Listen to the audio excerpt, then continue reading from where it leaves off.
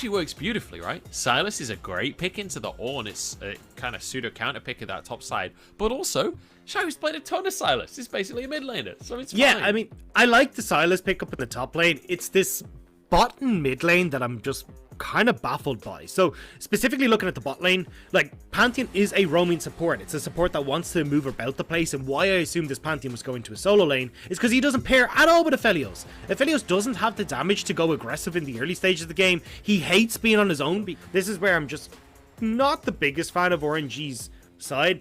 I just love CMG's composition. You've got very clear backline divers in the Hecarim, Leona, Kai'Sa. You've got this Ornn that can set them up incredibly well. Victor to be providing this long range AP DPS. Like, there is so much that just works on CMG's side, plus great scaling as well. So I have to say I like our CMG's composition, but as we've seen in their games previous, things do start to fall apart when you just look at the raw matchups, the skill matchups of the player versus player. Yeah, and one of the big things to bring up as well before we properly sink our teeth into this game. In fact, I'm going to hold that thought because we've got a bit of a stack up from RNG. Looks like they want to go for an invade here. They have been pinged though. They have been spotted out. Xiao actually just jumped straight over the wall. He's going straight on towards YYC here. They're going to have to back away. They've been spotted. They can't do a whole lot of anything with this one. But one thing I want to bring up is that RNG, this is do or die for these guys. CMG are already out of playoffs at this point. They cannot make it through.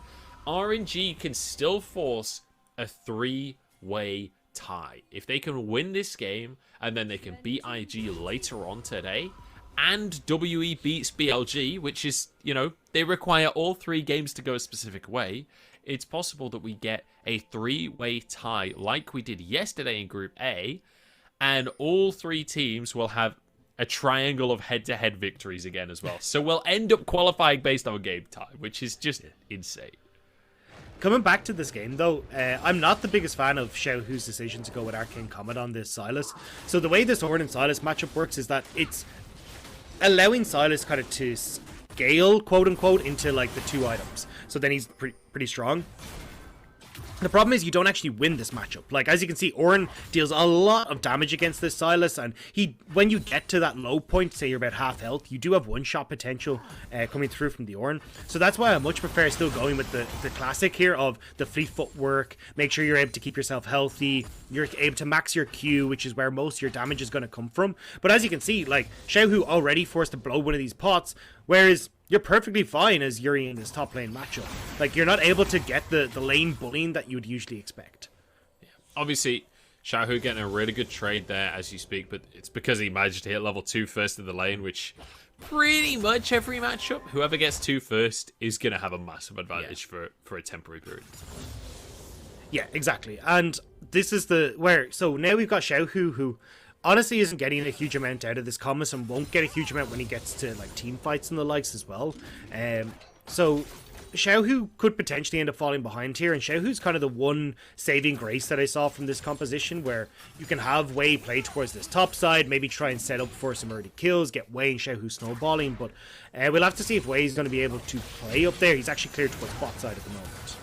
Ming managing to force out a cleanse, but he might have sacrificed his own life to do it here. Taken down first blood for YYC, and CMG kicked things off beautifully.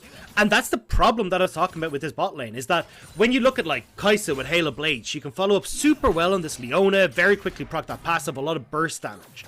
That's not how Aphelios operates. So when Ming goes in aggressive like this, level 2 is hit, they try to make the play work, but with Aftershock and everything else, CMG just turned that play around. Now Gala going to be trying to bait this one out. He's trying to position too aggressively so that the side of CMG go onto him, but it's not going to work out. Wei decides this isn't happening and goes over towards that Scuttle Crab instead. Yeah, Jasmine is invading on this top side, so they're well aware that Wei is on the bottom lane, and at least Wei from his E-Star days was an incredibly potent jungler where he loved going for these exceptionally early ganks and trying to snowball those advantages for E-Star, but when you're in this current meta where it's a lot of Lydia's, Graves, and the likes, you're not really going to be ganking too heavily. Although, that being said, he's still eyeballing this bot side of the map. Yeah, he's eyeballing it, but I guess with Ming on Pantheon, maybe there's a potential for a dive if they crash this wave, but I will say, with Aphelios in the early game, with Lilia in the early game, I don't know if they really have Keep your eyes on Rise, though. Cryan has TP'd back into lane, and he's now moving bot, but Way's gone. He's already dead. All right, well, CMG right now are styling on RNG. This is unfortunate for them. Ming posturing for the dive. YYC is here, and he's not afraid right now as he steps on forward. The Warrior of Sunlight is here. And Ming, he sees the light of day on this one and backs away. Maybe I am the curse of RNG. Like, maybe. The one game that CMG is potentially going to win, and it's against RNG. I'm so sorry. Yeah, I mean, CMG are 1,000 going ahead right now, and I don't want to get too excited. This is a professional team on the right-hand side of the screen right here. RNG should win this game, right? Like, yeah. on paper, by all accounts, RNG should be the team that wins this game. Well, however, they are falling pretty far behind. They're setting up for a doozy of a storyline. If they can make this comeback work, it's going to be great. Because, as I said, I'm not the biggest fan of their composition. I think you've now got Ming stuck on Pantheon, who will fall off relative to Leona, but he's stuck in this bottom lane because Gala needs the support. You're not going to get that same roam and snowball effect that Pantheon likes to create. And even Xiao, as well on this top side, ain't looking so hot right now. Who's already used that dash. He will be knocked back by the Hecarim as well. No ultis available at this point. The slow is there, though, and Jasmine picks up a kill. The third one of the game for CMG. And this is where you're now getting, okay, bot lane is ahead. You've now got this jungler who's big and ahead as well. Like, the Hecarim will be able to very quickly snowball these advantages into the likes of a Triforce and then look to continue this pressure in the early game, but also invade onto the Lilia, try and get some of these kills as well, especially if he's got YYC in conjunction with him to just lock down this Lilia long enough to kill her. This is looking a little bit scary for RNG at the moment. RNG at least do find an opportunity to get on towards the dragon. They know that Jasmine was on the top side. They know that he recalled, so they have the opportunity to move in here with priority in that mid lane as well. So at least there's a silver lining off the back of everything to start this one for RNG here. But CMG have no signs of stopping. Look at this positioning from YYC, just waiting. I think he maybe knows where Ming is, knows what Ming's maybe trying to do, and he's very ready to anticipate that play. Yeah, they're all trying to get control of this river area. They do realize how important it's going to be, especially for like the likes of these scuttle crabs and that kind of stuff. But scuttle crab was taken by Way, and Jasmine not able to get there in time to set that up, and now Victor might be in trouble. We are going to see the cleanse coming on through. Flashes away from Xiaohu. Nicely done. Cryan gets silenced as well, so they can't do too much off of the back of that one. YYC is going to be able to get the kill onto Gala. It's a 2-for-1 in favor of RNG, though. In with the Call of the Forge God. This is all falling apart for the side of CMG. I don't even know how this has happened, but it's all falling apart at the seams. Oh, it's all so messy, where you do have Zayu, who's ran the entire way out of that fight to then get the TP coming in from the Ornn. There's no real backup there, so RNG are able to take a step back. They turn to deal with Yuri, and then they can turn towards the rest of the fight. It's just completely desynchronized play coming through from CMG. So let's take a bit of another look at what actually happened here. So this was it was a nice escape coming through from the Victor, flash away, but the TP had already come through from the Ornn. You've got Zayu, who's stuck underneath the tower, so when Yuri comes in, you can already see he's burst out straight away. He's not really able to come back in. And then Jasmine jumps in as well, but nice flash over the wall coming through the way to keep himself alive. It's just very disjointed, so instead of being a 3v3, it's a 1v3 into another 1v3 into another 1v3. Yeah, they all kind of went in separately. And in the meantime, by the way, Gala and Ming won a straight-up 2v2 on Black 8 and YYC, which, when you consider how far behind Gala and Ming were, that's not really the way that should be going. No, it's a big win for them. I mean, you do get another kill that went across to YYC, but honestly, you would have preferred to see that onto the Kai'Sa. So you've got a kill apiece now for both the AD carries. There's a big wave that was picked up by Gala as well, so nice timing with the waves. So then he's actually picked up a bit of a lead for himself as well when it comes to the CS. So suddenly RNG are back into this game. RNG feeling pretty good right now as Jasmine trying to pull this Rift Herald as far away from the enemy as he can. Just tank a hit there. Cryan's moved in to try and punish this play, and Jasmine suddenly finds himself out of sorts. Ziyu has no summoners available. And here comes the Slumber Slam from Way. Nicely done. And Crayon gets his third one of the game. Turns out, Jasmine, he was just leashing. Yeah. And this is where you're starting to see those kind of more... I know this is going to sound really harsh, but amateur mistakes come in, where CMG are looking at like, okay, we don't actually have priority in mid, we don't have priority in top lane either, we've just lost a big fight, and Jasmine's trying to start up the Rift Herald. He's not able to clear that through fast enough, and you can see RNG realize this mistake. They collapse on towards the Rift Herald, and they're able to pick up the kills. Now they get the Rift Herald, and they get this mid lane tower. So this is now RNG very quickly going, right, we're going to put our foot in this game. We've had enough of this messing about. We're going to make this work. Oh, unlucky combo coming out from YYC. Unlucky being a very positive word for the situation. And well, they get Gala's flash, but it's at the cost of YYC's flash and his ultimate there. So unlucky on that one. Oh no. ZU has no summoners, and he is going to be reminded of that fact time and time again. Except Crayon can't hit a Q to save his life. In comes Black 8 as well, and suddenly the play's been turned around. Ming finds himself alone here. Jasmine should be oh no, he jumps out. He's out of there. See you later. Right. I mean, nice job for Ming to get away from that, but that mid lane play in 99.9% of situations is a kill. But you had the missed onslaught of shadows coming through from Xiaohu, Crying missing a bunch of his Qs, then the missed chains coming in from Xiaohu as well. Like, that was a cacophony of errors coming in from RNG in that situation. Yeah, this is... I'm not going to lie, mate. This isn't the highest quality game I've ever seen, but I'm enjoying it. We're having yeah, exactly. some good banter happening on the Rift right here. YYC goes in, gets onto Gala. I mean... this is just what happens to Aphelios when they've got a ton of engage and dive, right? Yeah, I mean, look, they got the kill back, though. I mean, it's still going towards Ming, but... oh, hang on. YYC's caught once again. They don't even need to use the Lilia ult on this one. Gala's quite happy to just pick that one up with the flamethrower. He's got his Kraken Slayer now as well, so expect Gala to really start to chunk people out. Yeah, unfortunately, YYC not using the buddy system there. Was trying to get vision control for this dragon, but Black 8 was only just coming back from base. You've got Jasmine, who was not in the area to try and help out, and RNG pick him off. So now they get the dragon. That's the second one of the game for them, and now they've got a fairly staunch win condition. Oh no, this is bad news for Black 8. See you later.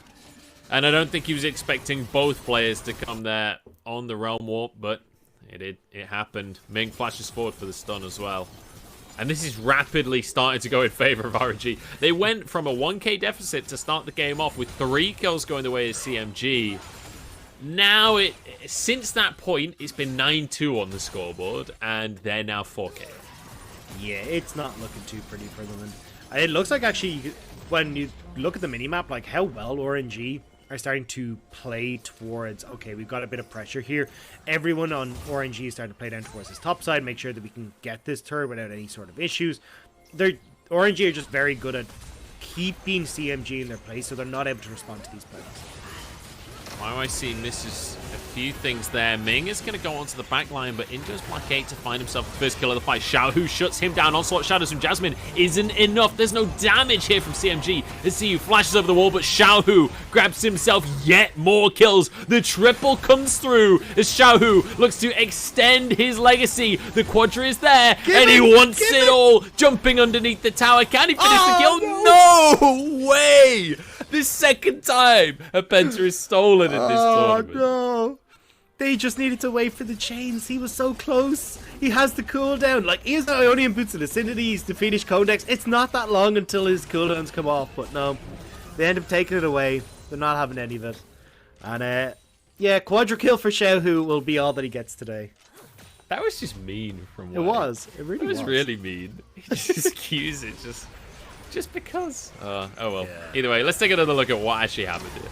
Yeah, so this is, again, like, CMG, they do get this kill to start things off, but they're now sandwiched. Like, YYC is completely out of the fight. Zayu has got people coming in at multiple angles, which is a disaster for someone like a Victor when you're getting flanked on all directions.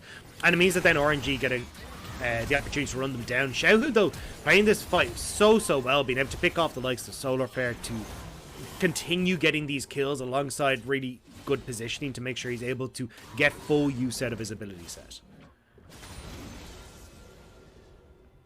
So let's kind of take stock here of what's going on, because we very dramatically swung in control in this game. RNG have got a vice-like grip on the game at this point. They're on double the kills, 5,000, 6,000 almost scored up right now.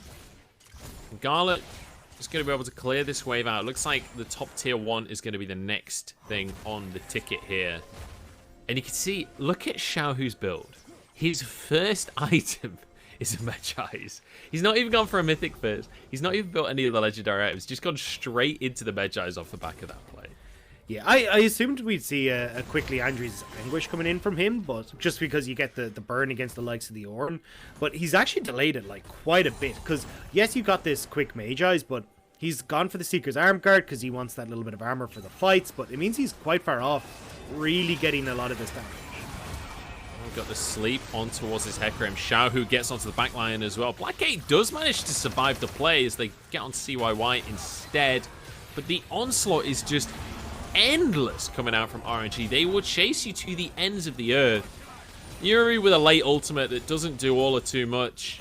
And it's just RNG finding yet more picks. RNG are doing a great job of understanding where CMG are going to be in the map. You can see Yuri was going towards this top side, trying to push out the wave. They knew that Victor was going to be going towards that bot side as well. It's like, right, well, let's set up this play in the mid lane, get these flanks positions where we have control of the jungle, so we are free to try and find these avenues in behind the CMG defense. So one thing that's actually quite important at this point in the game as well is that RNG now have a tremendous lead for themselves. They've got that Rift Herald. We're about 15-16 minutes in. If they win this one and they beat IG, they can force a 3-way tie. They need as fast of a win here as possible. I mean, they've got to hope for a very quick win, and unfortunately, from that position, like, you've got Aphelios who wants to scale a little bit more, Ryze who does want to scale a little bit more, and they're not quite able to close out this game as quickly as they would like, thanks to giving over some of that early advantages. But CMG now know that RNG are going to be going towards this dragon, and they're just trying to depth rush it. I love it. Let's go, CMG. Let's see what they got.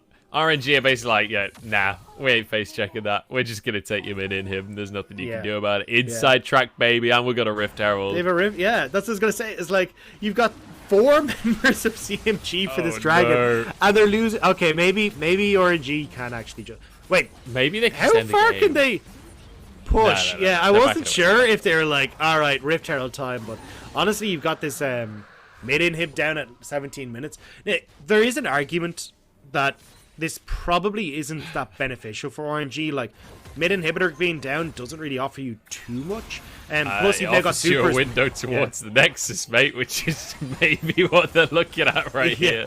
Well, okay, the argument that I was going to say was that, yeah, so they're not able to get the pick, so they're not able to close out. So you've now got supers, which will give extra gold to CMG, so they can scale back into it, but you don't get a chance to talk on this one. They are desperate for this fight. Knockup comes through, and Xiaohu gets the kill. Yuri has to be forced away, but more knockups galore. Xiaohu's into the fray once more. And that's an easy fight victory. Only the support remaining. And that Rift Herald still in the pocket for Wei. This is going to be game for RNG. Dancing Rift Herald. I want a dancing Rift Herald. Come on. Give it to me. Give it to me. I mean, there's no way it doesn't happen at this point. 1,200 health on the Herald. This is a sub 18-minute victory in favor of RNG. All right, well, that was a comeback and a half. I like the story that they've written there. Fall behind early to give them false hope. We even saw this lead for CMG was there. Then this mid lane brawl happened, and suddenly 4 kills are back in favor of RNG, just because everyone's all over the joint coming in for CMG. Then you get off of that, the back of that play, Jasmine's trying to do the Rift Herald, but you don't have the members of CMG there to support him. It was just a lot of these mistakes that teetered over in towards the victory. You can see them there about the 7 to 8 minute mark, just as that Rift Herald spawned. We suddenly got that swing and that influx of gold for RNG, which they're just able to run away with the advantage.